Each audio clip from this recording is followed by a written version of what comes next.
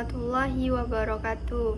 Perkenalkan, saya Rani Setiawati, mahasiswa Universitas Terbuka.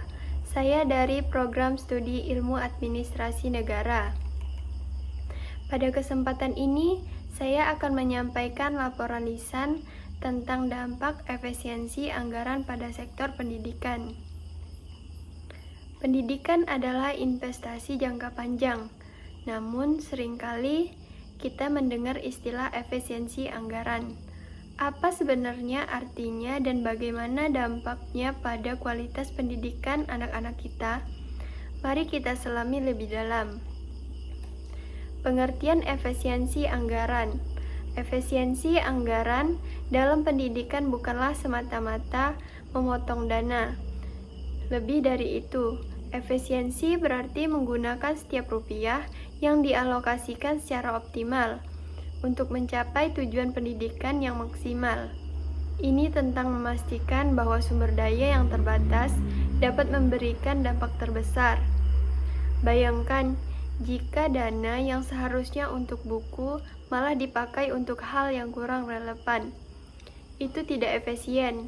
Efisiensi berarti memprioritaskan alokasi untuk hal-hal krusial seperti kualitas guru, fasilitas belajar, dan kurikulum inovatif. Adapun dampak positif efisiensi anggaran. Jika diterapkan dengan tepat, efisiensi anggaran bisa membawa dampak positif yang signifikan. Pertama, peningkatan kualitas guru.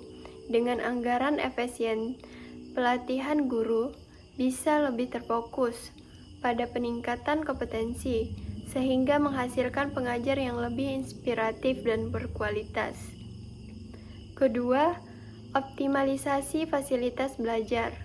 Dana dapat dialokasikan untuk renovasi kelas yang rusak, pengadaan teknologi pendidikan seperti komputer atau proyektor, serta penyediaan laboratorium dan perpustakaan yang memadai. Ini menciptakan lingkungan belajar yang kondusif. Ketiga, perluasan akses pendidikan. Dengan pengelolaan anggaran yang cerdas, program beasiswa dapat ditingkatkan, bantuan operasional sekolah lebih tepat sasaran, dan bahkan pembangunan sekolah baru di daerah terpencil bisa terrealisasi. Ini memastikan tidak ada anak yang tertinggal dari pendidikan. Keempat, inovasi kurikulum.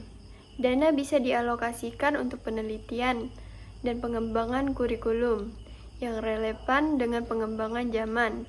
Misalnya pengembangan kurikulum berbasis STEM atau keterampilan abad ke-21. Adapun tantangan dan resikonya. Kita juga harus mengakui ada tantangan.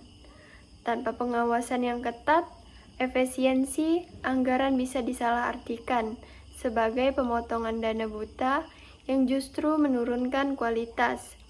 Resiko lain adalah birokrasi yang rumit dan potensi korupsi yang bisa menghambat aliran dana ke sektor yang benar-benar membutuhkan. Oleh karena itu, transparansi dan akuntabilitas menjadi kunci utama. Partisipasi publik dalam pengawasan anggaran juga sangat penting. Untuk kesimpulan dan ajakannya,